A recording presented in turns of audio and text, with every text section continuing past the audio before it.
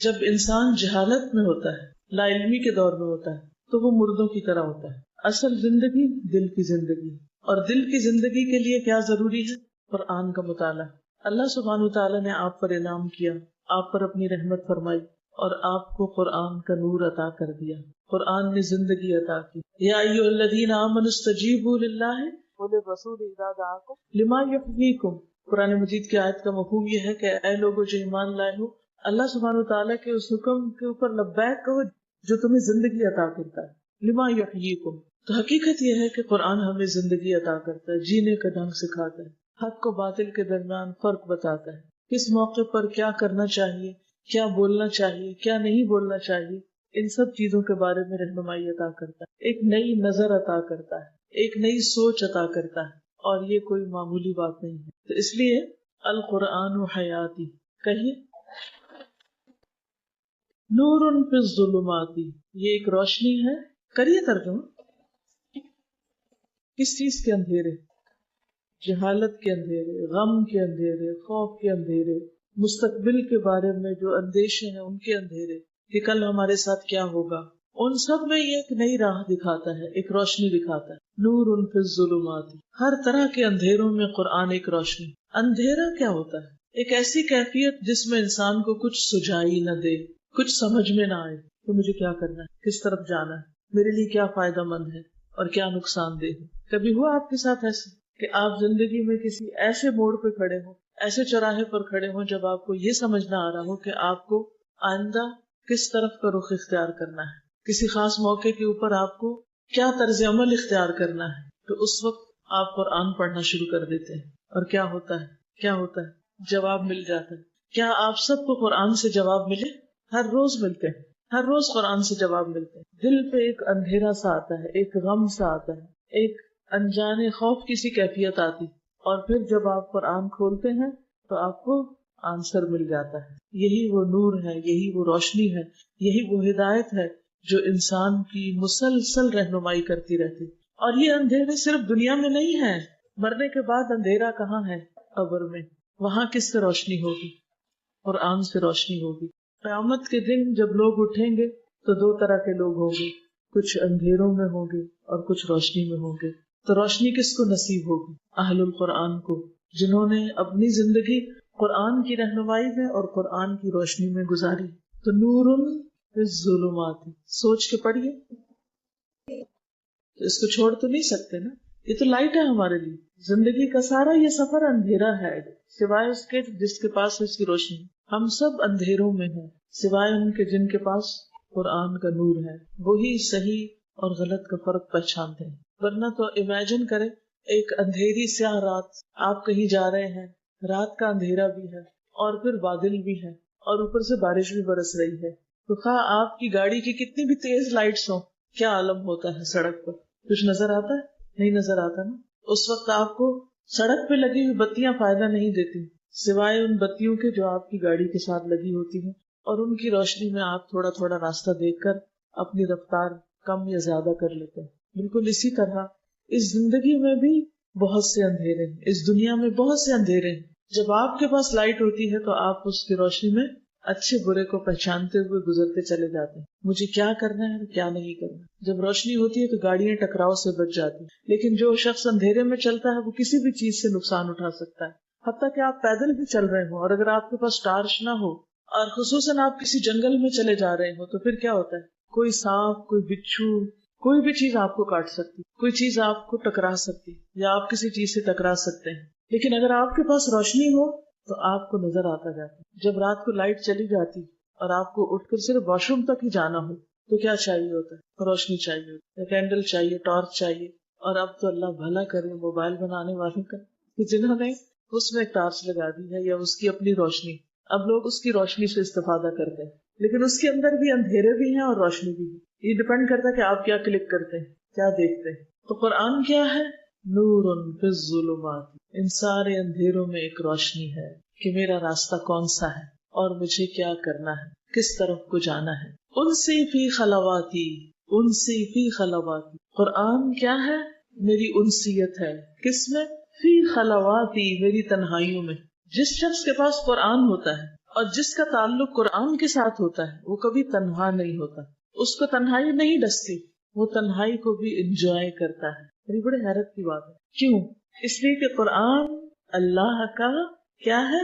کلام، یہ آپ سے باتیں کرتا ہے، اور جب قرآن باتیں کرتا ہے تو پھر کون اکیلا ہوتا ہے؟ آپ اس کو پڑھ رہے ہوتے ہیں اور وہ آپ کو بتا رہا ہوتا ہے، وہ آپ کو خطاب کر رہا ہوتا ہے، یا ایھا الذین آمنوا، یا ایھا الناس، بار بار پکارتا ہے اور آپ کو بتاتا ہے کہ کیا کرنا چاہیے اور کیا نہیں کرنا چاہیے۔ اور ویسے بھی کسی بھی وقت تک جب آپ لونلی محسوس کرنے لگے تو کسی بھی طرح قرآن سے تعلق قائم کریں، چاہے اس کی ریڈنگ شروع کر دیں، چاہے اس کی تلاوت شروع کر دیں، چاہے کوئی آپ کو سنانے والا ہو، کچھ بھی ہو، تو آپ کے اندر کی ساری وحشت ختم ہو جائے گی۔ کچھ لوگ زندگی میں بہت وحشت کا شکار ہیں، تنہائی کا شکار ہیں، ڈپریشن کا شکار ہیں، اور انہوں نے اپنی زندگی مزریبل بنائی۔ کل ہم جب کراچی آ رہے تھے تو ہم دو خواتین کے ساتھ ایک تیسری خاتون بیٹھی ہوئی، تو ان سے جب گفتگو ہوئی تو انہوں نے اپنے گھر کے کچھ حالات بتائے اور اپنی ایک بہن کا واقعہ بتایا کہ جن کی بہت ینگ ایج میں شادی ہوئی تو ان کے شوہر اچانک انتقال کر گئے، ابھی کوئی بچے وغیرہ بھی نہیں تھے، تو بہت بڑا صدمہ تھا، بہت بڑا حادثہ تھا۔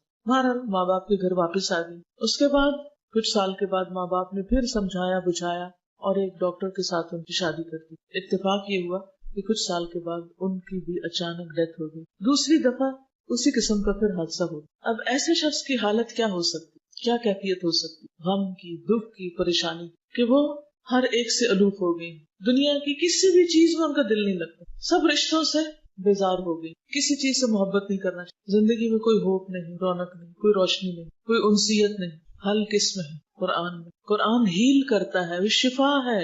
آپ کو جب صدمے پہنچنے کو تو پہنچیں گے ہی، کسی کو کسی طریقے سے اور کسی کو کسی طریقے سے، تو اس کا حل یہی ہے کہ انسان قرآن کی طرف رجوع کرے، اور جو رجوع کرے گا وہ بیماریوں سے، دل کی بیماریوں سے نجات پائے گا، اور جو اس کو چھوڑ دے گا وہ اندھیروں اور تنہائیوں میں بھٹکے گا۔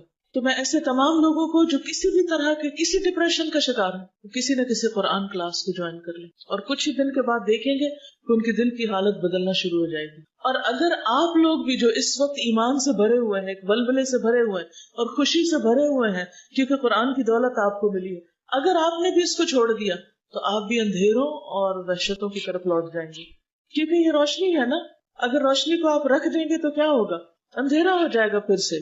یہ ایسا نہیں کہ ایک دفعہ آپ نے قرآن پڑھ لیا تو پھر ہمیشہ کے لیے بس کافی ہو گیا۔ یہ تو دل کی غذا ہے، روح کی غذا ہے، جسے روز انسان کو لیے رکھنا پڑتا ہے۔ یہ تو ہر ایک کی ضرورت ہے، ہر وقت کی ضرورت ہے۔ اس لیے ان سے فی خلواتی، جو شخص اس پریشانی کا شکار ہے کہ مجھے کوئی پوچھتا نہیں، میرا دنیا میں کوئی نہیں، میں تنہا ہوں، میرا کوئی ساتھی نہیں، میرا کوئی دوست نہیں، سب نے مجھے چھوڑ دیا ہے، اسے کیا کرنا چاہیے؟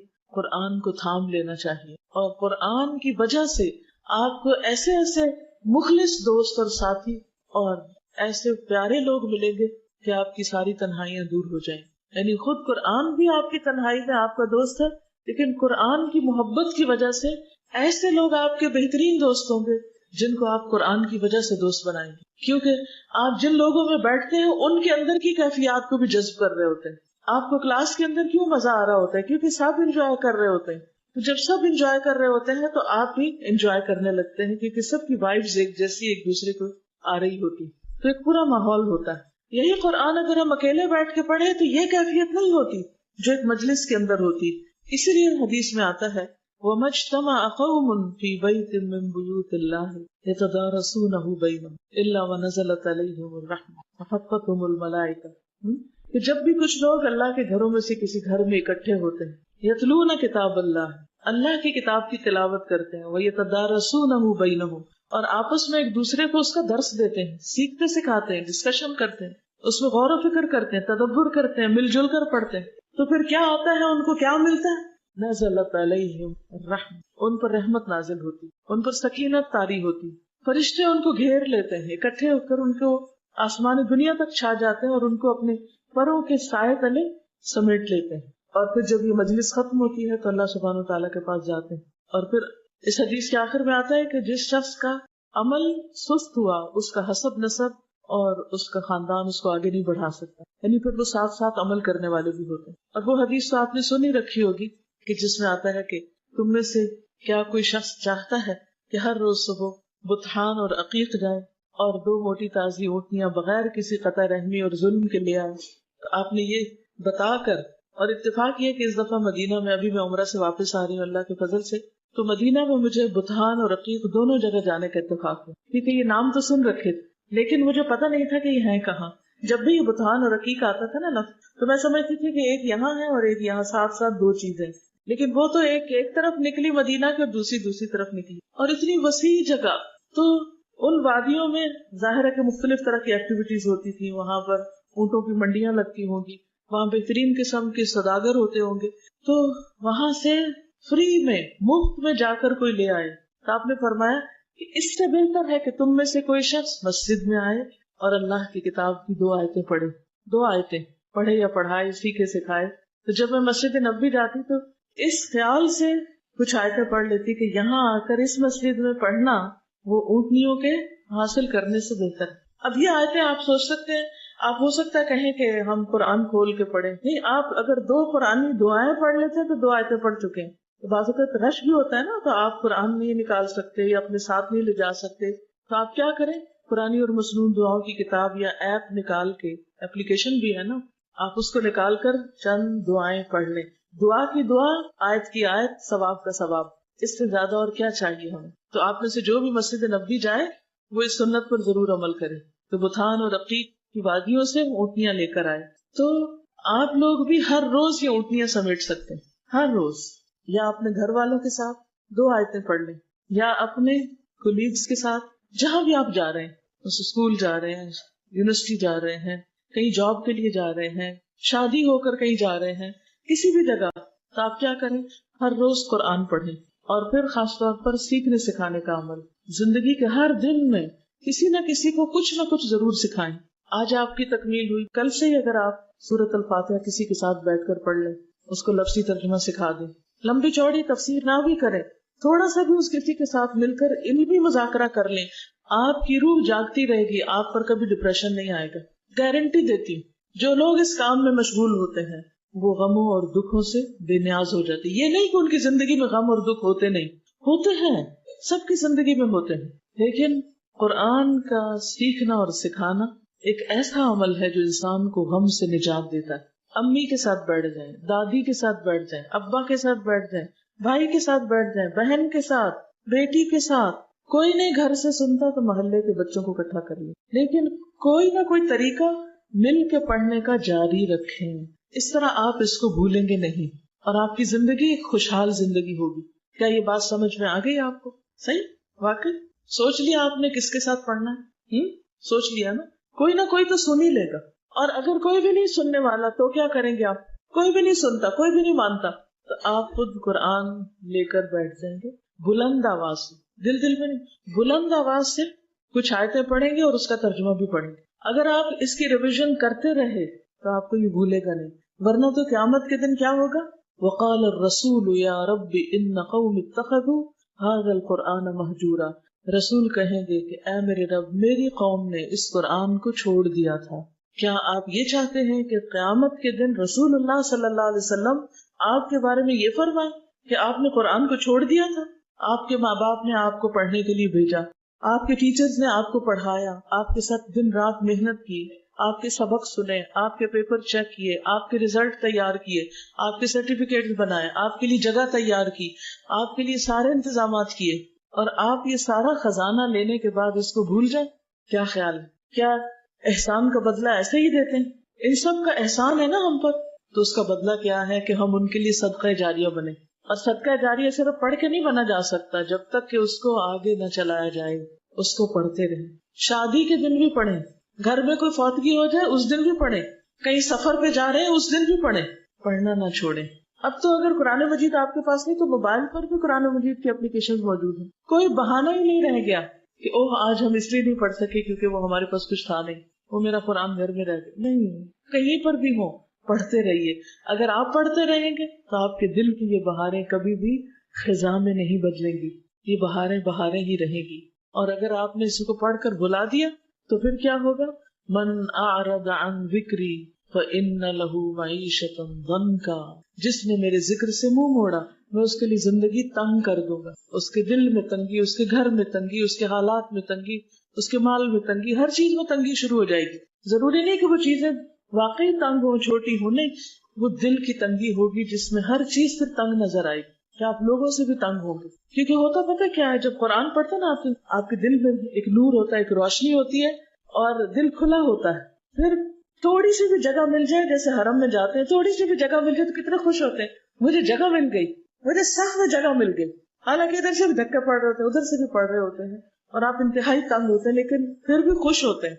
تو وہاں جگہ کی تنگی تو اصل تنگی نہیں، اصل میں تو دل کی تنگی ہے کہ آپ گھر میں بھی ہوں تو آپ کو دل نہ لگے، آپ کے اندر ایک جکڑاؤ ہو اور ایک پکڑ ہو. یہ سب اس وجہ سے ہوتا ہے کہ انسان قرآن کا حق ادا نہیں کرتا. تو انسی فی خلواتی، میری تنہائیوں میں میری انسیت، یہ قرآن میرا دوست، میرا رہنما، میرے دل کی بہار، میرے سینے کا نور. پھر کسی چیز کی کمی رہتی ہی نہیں. آزما کے دیکھ لیجئے، کیونکہ یہ سب چیزیں میری اپنی آزمائی ہوئی ہیں. جب دل میں قرآن کی خوشی ہوتی ہے تو مسکرانا بھی آ جاتا ہے، دوسروں کی غلطیاں بھی معاف کرنی آ جاتی ہیں، بڑے سے بڑے مشکل کام بھی آسان ہو جاتے ہیں. لیکن اگر دل میں قرآن کی خوشی نہیں، روشنی نہیں، ہر چیز سورج کی روشنی میں بھی اندھیری دکھ رہی ہوتی ہے.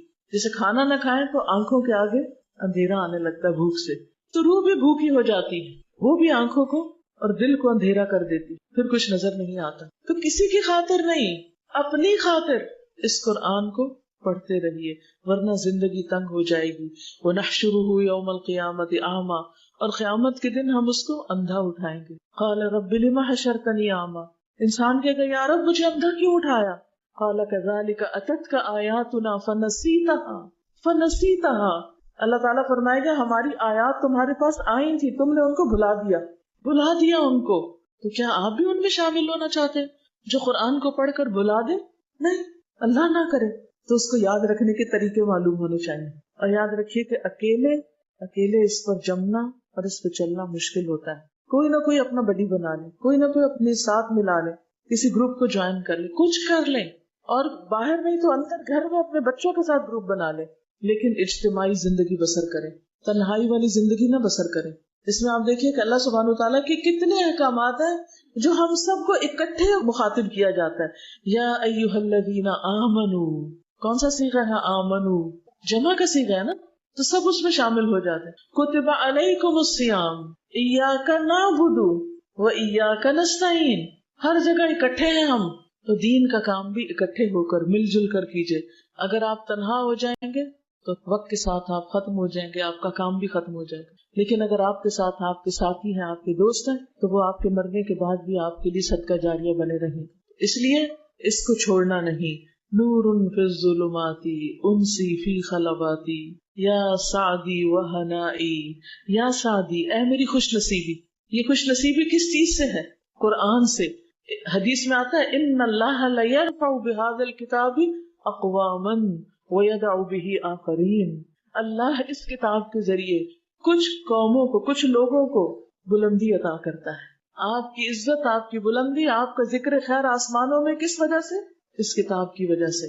وَيَدَعُ بِهِ آخَرِينَ، اور اسی کی وجہ سے کچھ کو ذلیل کر دیتا ہے، نیچے گرا دیتا ہے. جو اس کو پکڑنے کے بعد چھوڑ دیتے ہیں ان کے لیے پھر ذلت اور رسوائی ہوتی ہے، وہ عزت کے مقام سے گر جاتے ہیں. اس لیے یا سعدی وہنائی، اے میری خوش نصیبی اور اے میری خوشحالی.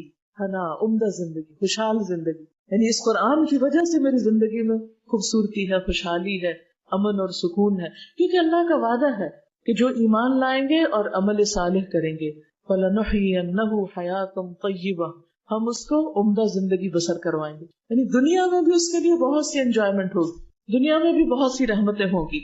القرآن حیاتی، قرآن میری زندگی ہے. اس کے بغیر تو زندہ رہنے کا تصور بھی نہیں کیا جا سکتا، سوچا بھی نہیں جا سکتا. اس کے بغیر تو زندگی نہیں. سوچئے کہ آپ کے دل کے ساتھ ایسا ہے، کیا ایسا عزم اور ارادہ ہے آپ کے اندر کہ یہی میری زندگی ہے، یہی میرا سب کچھ ہے، اور اس سے بڑھ کر بھی بہترین کوئی چیز ہے تو مجھے بتا دیجیے. اس سے اچھا کیا ہے دنیا میں؟ بتائیے مجھے. کوئی عہدہ، کوئی حکومت، کوئی منصب، کوئی مال و دولت، کوئی شہرت، کوئی چیز، کچھ بھی نہیں. هو خیر مما یجمعون، یہ بہتر ہے ہر اس چیز سے جسے لوگ جمع کر رہے ہیں، اکٹھا کر رہے ہیں.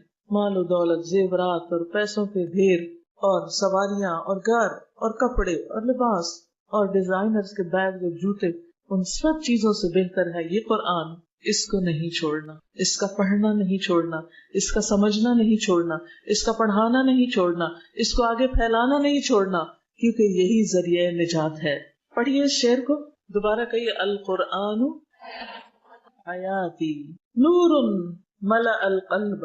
نور ایسا نور ہے، ملأ جس نے بھر دیا، القلب دل کو. آپ کو یہ فلفلمنٹ محسوس ہوتی کہ کچھ چیز ہے جو بھر گئی اندر، دل بھر گیا، یعنی ایک سینس آف اچیومنٹ ہے کہ کچھ حاصل کیا ہے. یہ نور دل میں بھر گیا. ففاض تو وہ چھلک پڑا، بحب کتاب اللہ، اللہ کی کتاب کی محبت سے. قرآن پڑھنے سے جو روشنی ملی وہ دل میں ایسی سمائی کہ دل اللہ کی کتاب یعنی اس قرآن کی محبت سے بھر گیا ہے اور چھلک پڑا ہے. کسی بھی چیز کی محبت جب حد سے زیادہ ہو جاتی ہے تو پھر کیا ہوتی ہے؟ وہ ظاہر ہونے لگتی. کہتے ہیں نا عشق اور مشق چھپائے نہیں چھپ، کیونکہ انسان چھپا ہی نہیں سکتا. جو دل میں بھر جاتی ہے نا چیز، وہ زبان پہ لائے بغیر رہ ہی نہیں سکتا. آپ بے بس ہو جاتے ہیں، آپ کو چین ہی نہیں آتا جب تک اس کا تذکرہ نہ کریں، اس کی بات نہ کریں، اس کا ذکر خیر نہ کریں. کوئی بھی چیز جس سے آپ کو محبت ہے اس کے بارے میں سوچیے. آپ کیا کرتے؟ ہر وقت دل میں اس کا خیال، اور پھر ہر وقت زبان پہ اس کی باتیں. تو جن لوگوں کو قرآن کی دولت نصیب ہو جاتی، پھر ہر وقت ان کے دل میں کیا آتا ہے؟ کبھی کوئی آئے، کبھی کوئی آئے. آپ کے ساتھ ہوتا ہے؟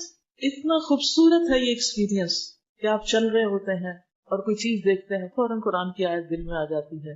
آپ کو کوئی پریشان کرتا ہے، آپ اس کی بات سنتے ہیں اور فوراً قرآن کی کوئی آیت آپ کی زبان پہ آ جاتی. ہر وقت فلیش بیک کرتی رہتی. کوئی موقع ایسا نہیں ہوتا کہ جس وقت قرآن کی کوئی آیت یاد نہ آئے. یہ علامت ہوتی ہے، یہ نشانی ہوتی ہے کہ واقعی آپ قرآن سے محبت کرتے ہیں.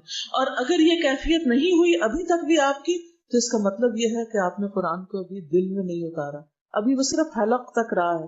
تجوید سیکھی ہے بس، ابھی آپ سمجھا نہیں کہ جب تک وہ حلق تک رہتا ہے صرف مخارج ہی اچھے ہوتے ہیں اور وہ ایمان دل میں نہیں اترتا اور دل سے پھر آپ کی زبان پہ نہیں آتا، آپ کی نگاہوں کی چمک نہیں بنتا، آپ کے چہرے اور آپ کی زندگی کا نور نہیں بنتا، تو گویا قرآن ابھی آپ کی زندگی میں آیا نہیں. ابھی آپ کو اور وقت لگانا چاہیے، کیونکہ جب قرآن دل میں آ جاتا ہے نا تو پھر نہ مال و دولت اچھا لگتا اور نہ اولاد اس درجے میں اچھی لگتی اور نہ ہی زندگی میں کوئی اور چیز اتنی پسند آتی ہے انسان کو. کیونکہ انسان کو پتا ہے کہ قیامت کے دن یوم لا ينفع مال ولا بنون الا من اتى الله بقلب سلیم. پھر قرآن قلب سلیم عطا کرتا ہے اور ہر چیز سے زیادہ انسان کو اسی چیز کی محبت ہو جاتی اور ہر چیز کو پیچھے چھوڑ کر انسان اس کے ساتھ اپنا تعلق قائم رکھتا ہے، چاہے پڑھنے پڑھانے کا ہو، چاہے اس پر عمل کرنے کا ہو، یا کسی کی رہنمائی کرنے کا ہو اس کے ساتھ، یا اس کی کسی بھی طرح خدمت کرنے کا. پھر انسان کے اندر ایک آگ بھڑک اٹھتی ہے کہ میں اس قرآن کو دنیا کے ہر شخص تک پہنچا دوں، ہر زبان میں پہنچا دوں، ہر طریقے سے پہنچا دوں. پھر پکار اٹھتی ہے قرآن فار آل. یہ اس تڑپ کے بغیر نہیں آتا کہ قرآن فار آل، کیونکہ نور ملأ القلب، اس نور نے دل کو بھرا. ففاض بحب کتاب اللہ، تو اللہ کی کتاب کی محبت سے بہہ گیا، بہہ پڑا، چھلک پڑا، ہر طرف اس کا پیغام عام ہونے لگا. کیا آپ نہیں چاہتے کہ ایسی محبت آپ کو نصیب ہو کہ آپ کے ذریعے قرآن ہر طرف پھیلے، آپ اس کو بندے بندے تک پہنچانے کا ذریعہ بن جائیں؟ کیونکہ جس کا اس کام میں جتنا حصہ ہوگا اس کا اجر و ثواب بھی اتنا ہی زیادہ ہوگا، اس کی روشنی بھی اتنی ہی زیادہ ہوگی. یہ کسی پر احسان نہیں، یہ مجھ پر احسان نہیں، ماں باپ پر احسان نہیں، یہ کسی اور پر نہیں. اور اس کے ساتھ ساتھ اگر آپ اس کو زبانی بھی یاد کر لیں تو قیامت کے دن آپ کو وہ نور ملے گا، وہ تاج ملے گا. نہ صرف یہ کہ آپ کو، آپ کے والدین کو بھی ملے گا. تو سوچ لیجئے آپ نے اپنا مستقبل کیا بنانا ہے. وہ اللہ سبحانہ وتعالیٰ کی طرف سے ملنے والے ریوارڈ اور ترقیاں اور بلندیاں چاہیے، یا دنیا کی حقیر حقیر چیزیں جو دوسرے دن ختم ہو جانی، جو ساری پیچھے چھوڑ کے جانی، ایک بھی ساتھ نہیں جانے؟ کیا چاہیے؟ اگر واقعی آخرت کی کامیابی چاہیے تو پھر اس کے لیے کوشش کرنی ہوگی. من اراد الآخرۃ وسعى لها سعيها وهو مؤمن فاولئک کان سعیهم مشکورا. من اراد الآخرہ، جس نے آخرت کا ارادہ کیا، وسعى لها سعيها، اور اس کے لیے کوشش بھی کی، انتھک کوشش. اگر 1,00,000 لوگوں تک آپ نے قرآن پہنچا دیا تو آپ نے مجھے 1,00,000 اور کو اس سال میں پہنچانا ہے. چین سے بیٹھنا نہیں، یہ نہیں کہنا ہاں بہت اب پھیل گیا، اب تو طرح طرح کے لوگ پڑھنے لگے اور کافی ہو گئے. نہیں. اور اس بات کی بھی فکر کرنی ہے کہ جو پڑھ چکے وہ عمل بھی کر رہے ہیں یا نہیں، وہ کسی اور چیز کی طرف تو نہیں ڈسٹریکٹ ہو رہے. تو نور ملأ القلب ففاض بحب کتاب اللہ اشرق دربی بالقرآن اشرق چمک اٹھا دربی میرا راستہ بالقرآن قرآن کے ساتھ، یعنی میری زندگی کا یہ راستہ صراط مستقیم قرآن کی وجہ سے روشن ہو گیا ہے، مجھے اپنی زندگی کا مقصد مل گیا ہے، مجھے اپنا گول نظر آنے لگا ہے کہ کہاں تک پہنچنا ہے، کیا اچیو کرنا ہے، مجھے اپنی منزل نظر آنے لگی ہے کہ اب مجھے اپنی زندگی کو کس طرح استعمال کرنا ہے، کس کام میں لگانا ہے، مجھے پتا چل گیا کیا کرنا ہے اور کیا نہیں کرنا، مجھے راستے کے نشان نظر آنے لگ گئے ہیں۔ فشکرن یا ربا، تو شکر ہے اے میرے رب، شکرن یا ربا، شکر ہے اے رب، اے رب تیرا بہت ہی شکر کہ تو نے مجھے قرآن کے ذریعے منزل دی، روشنی دی۔ کیا آپ کے ساتھ بھی یہ ہوا کہ قرآن پڑھ کر آپ کو پتا چل گیا کہ آپ کو اس زندگی سے کیا کمانا ہے، کیا کمانا ہے؟ آخرت کمانی، اور آخرت میں کیا حاصل کرنا ہے؟ جنت، اور جنت میں سب سے بڑی نعمت کیا ہے؟ اللہ کی رضا، اور اگر اللہ کی رضا حاصل ہو گئی تو کیا دیکھنے کو ملے گا؟ اللہ کا چہرہ، وہ ہے ہماری منزل۔ کہاں اللہ کا چہرہ اور کہاں بندوں کے چہرے؟ ہم صرف انہی کے لیے تڑپتے رہتے کہ ان کی شکل نظر آ جائے، بیٹے کی شکل نظر آ جائے، میاں کی شکل نظر آ جائے، فلاں کی آ جائے، فلاں کی آ جائے، کہ بس یہی گول ہے، بس صرف انسانوں کو دیکھ کر ہی خوش ہوتے رہنا ہے اور صرف اسی کی تمنا کرنی اور اس سے آگے کچھ بھی نہیں۔ یہ تو بہت چھوٹی چیز ہے جو آپ نے اپنا ایم بنائی، یہ تو مقصد صحیح نہ ہوا۔ انسانوں سے بھی محبت اللہ کی خاطر کرتے ہیں کہ اس محبت سے میرا رب راضی ہو جائے، کیونکہ اللہ کی خاطر محبت ایمان کی ایک مضبوط کڑی ہے۔ مضبوط کڑی، مضبوط کڑی کا مطلب یہ ہے کہ مضبوط حلقہ جس کو آپ تھام لیں تو آپ پھر بھٹکیں گے نہیں انشاءاللہ، کیونکہ جس شخص سے اللہ کی خاطر محبت ہوگی وہ اللہ سے محبت کرتا ہوگا، وہ آپ کے دل میں بھی اللہ کی محبت جگاتا رہے گا، تو اس سے کیا ہوگا؟ عمل کرنا آسان ہو جائے گا۔ اور اگر آپ نے محبت کی ایسے لوگوں سے جو اللہ کو بھولے ہوئے ہیں، اللہ سے بہت دور ہیں، تو پھر کیا ہوگا؟ وہ آپ کو بھی بھلوا دیں گے، آپ کو بھی دور کر دیں گے، پھر آپ دنیا میں لگ جائیں گے، اور جس لمحے آپ دنیا میں لگے گویا آپ نے اپنی منزل کھو دی، آپ کا راستہ گم ہو گیا۔ تو اشرق دربی بالقرآن فشکرن یا ربا، فشکرن یا ربا، اور میرے عظیم رب تیرا بہت ہی شکر۔ یمحو عتم اللیل، یمحو عتم اللیل المظلم یروی ظمأ الروح یجعلنا من اہل اللہ یطیب بہ المجروح۔ یمحو، یہ مٹا دیتا ہے، کون؟ کون؟ قرآن۔ کیا؟ عتم اللیل، رات کا اندھیرا، یہ راتوں کے اندھیرے کو مٹا دیتا ہے، یعنی ایسے لوگوں کی راتیں روشن ہو جاتی ہیں، وہ راتوں کو بھی اٹھ کر پھر قرآن پڑھنے لگتے ہیں۔ المظلم، جو اندھیری ہے، اندھیری راتوں کے اندھیرے کو ختم کر دیتا ہے، اندھیری رات کی تاریکی کو مٹا دیتا ہے۔ یروی ظمأ الروح، اور روح کی پیاس کو سیراب کر دیتا ہے، روح کی پیاس کو سیراب کر دیتا ہے۔ جب روح پیاسی ہوتی ہے تو پھر انسان کی کیفیت کیا ہوتی ہے، کوئی بتائے گا؟ قرآن جب تک نہیں تھا زندگی میں تو زندگی کیسی پھیکی پھیکی تھی، کبھی میوزک سے دل بہلانے کی کوشش کر رہے ہیں، کبھی پارٹی سے، کبھی اس سے ملاقات کر، کبھی اس کو فون کر، کبھی بازار میں شاپنگ کر بلا ضرورت، کبھی کچھ کر کبھی کچھ کر، لیکن دل کی پیاس بجھتی ہی نہیں۔ ہاں جب قرآن آیا تو وہ پیاس بجھ گئی، اب ان چیزوں میں رغبت ہی نہیں رہی، اب وہ چیزیں بس زندگی کی ضرورت محسوس ہوتی ہیں، بس اس سے زیادہ کچھ بھی نہیں۔ کسی بھی ایک عام شخص سے پوچھیں کہ اگر آپ کو سعودی عرب جانے کا موقع ملے حج عمرے کے علاوہ، آپ کیا کریں گے؟ کیا کریں گے؟ شاپنگ۔ اس دفعہ میں تقریباً 20-21 دن رہی ہوں وہاں پر، 20-21 دن، سوائے بک سٹورز کے میں ایک بھی دکان میں نہیں۔ میری بیٹی مجھ سے کہتی رہی کہ ایک دفعہ آپ چل کے دیکھے تو صحیح، ہو سکتا ہے کوئی چیز آپ کی ضرورت کی ہوگی۔ میں نے کہا فی الحال تو مجھے کہیں کوئی ضرورت محسوس نہیں ہوتی، میرے پاس زندگی کی ساری بنیادی ضرورتیں موجود ہیں، مجھے اپنا سامان نہیں بڑھانا، مجھے نہیں چاہیے کچھ۔ جب اللہ تعالیٰ اپنی خاص مدد کے ذریعے میری ساری ضرورتیں پوری کرتا ہے تو میں کیوں جاؤں بازار، کیا خریدنے جاؤں؟